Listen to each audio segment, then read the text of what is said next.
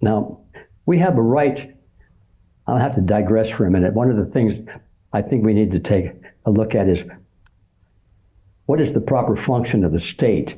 And that becomes important because the question really is, what are those things that we agree that the state should be able to use coercion against us?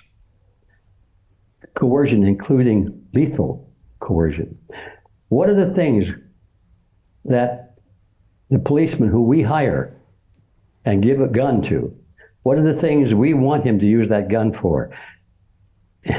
That's a pretty serious decision, because that means they can use it on us too. So we have to give some thought to that, and nobody ever gives any thought to that. They figure, well, we hired him, so therefore that'll all turn out fine. No, it doesn't turn out fine at all. So in my view, the proper function of the state, or the proper function of lethal force, if necessary, is limited to only those things that an individual himself could use lethal force for. Because we assume in our part of the world that the proper function of the state is derived from the consent of the citizens. And we'd like to believe that. And it should be that way, I believe. And if that's true, well, then that means that the state can only do those things which the citizens themselves can do. Because if the state gets its power from the citizens, and the citizens don't have the power to do something, they can't delegate that to the state. So that means that the state is limited to the use of lethal force, to the same things and only the same things that an individual can use lethal force for. Now we come closer to your question, which is, well, what are they? Well, that's in the defense of life and liberty. I don't think very many people would say it was unethical or immoral to use lethal force or physical force against another human being in the defense of their own life or their own freedom. They don't want to be slaves, they don't want to be killed. And so most people would say, well, they had it coming, they were trying to kill this poor bugger, and he fought back. So there you have it. I think it's so simple and so clear that we have that right, and therefore we can delegate the right to use lethal force to the state in the defense of our lives and liberty, but nothing more. It's a big door that should be closed right there. We have no other justification for the use of violence ourselves, so therefore our lawful state should be limited to those things also. So now, where does that lead us? In terms of property? Now, why is property important? It's because not all property is important, but certain types of property, we have a right to use force on others to protect and defend. And what's the difference between the two? If we don't get that difference, it's mushy, because it's obvious that if somebody's trying to take away your liberty or your property or your house, or if you're in a primitive society and you finally dug a little dugout and made a little hut and you're living in there, and somebody comes along and tries to take you out of the hut and they want your hut and you fight back, it's justified. Why? Because you need that hut to protect your life. You need to be protected against the shelter, and you might need the tools that are in there, so that a hoe or a rake or something so you can plant food. You need those certain things to survive for your life and your liberty. Now, you don't need a pencil for that, so I can see its justification. You can fight to defend your home and your life, but you can't use violence to punish somebody because they stole your pencil, for example. That's way off the chart. So now we have to come to this decision of there are two kinds of property. One I would call intrinsic, which means necessary for the protection of life and liberty. And then the other is convenience property. Now, that's why we have courts, of course, to decide which is which and where the dividing line is. There's got to be a gray area, of course, in the middle. But the principle, nevertheless, is clear. When we say that property rights are a human right, we're not necessarily talking about the little things. We're talking about the essential things for your defense of your own life and your own liberty. So that's why property is important, because if you don't have property, you cannot defend yourself and your liberty.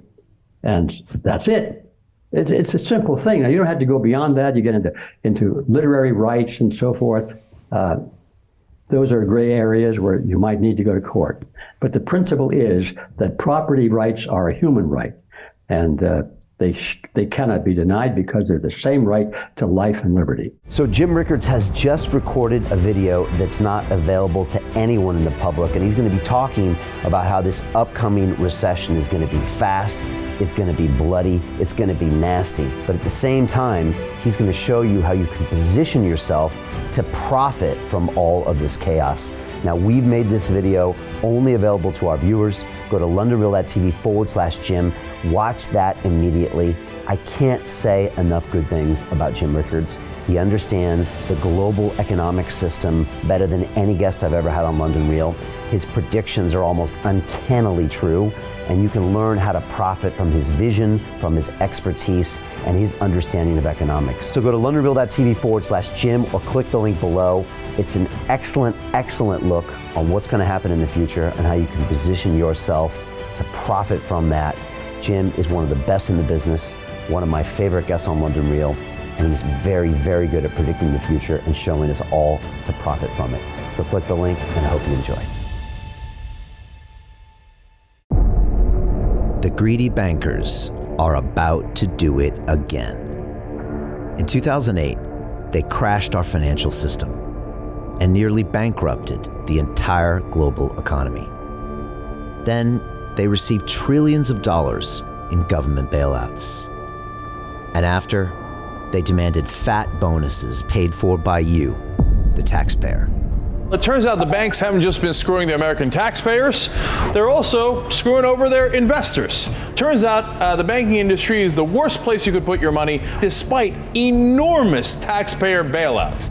Now the bankers are back to take away your financial freedom. They lie and tell you that cryptocurrency isn't safe.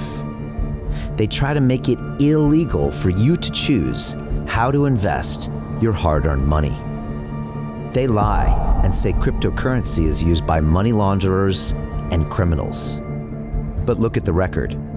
It's the banks themselves that launder hundreds of billions of dollars every year to the biggest criminal operations in the world. Leaked documents have revealed how some UK banks have helped criminals, money launderers and Russians under sanctions. American authorities discovered that the Sinaloa cartel moved $881 million through HSBC accounts as bank officials turned a blind eye to the illegality. The bankers lie and say cryptocurrency is not a real investment.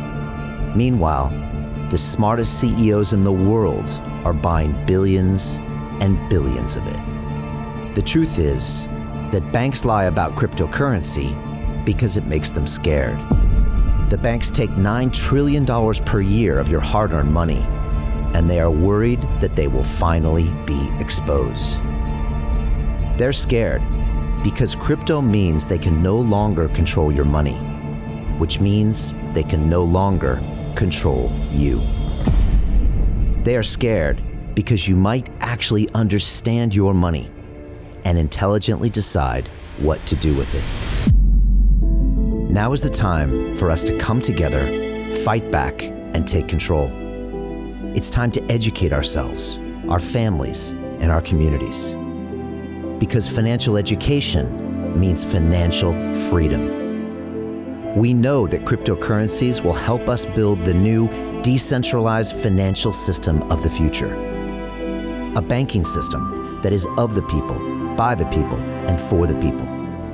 A banking system where access to finance is a fundamental human right. A banking system that is free and fair and welcomes all humans on this earth. The DeFi revolution is happening. We, the people, can no longer be fooled. We choose to take control of our finances. We choose to take control of our freedom. We choose to take control of our future. Join us, and let's take back our financial freedom.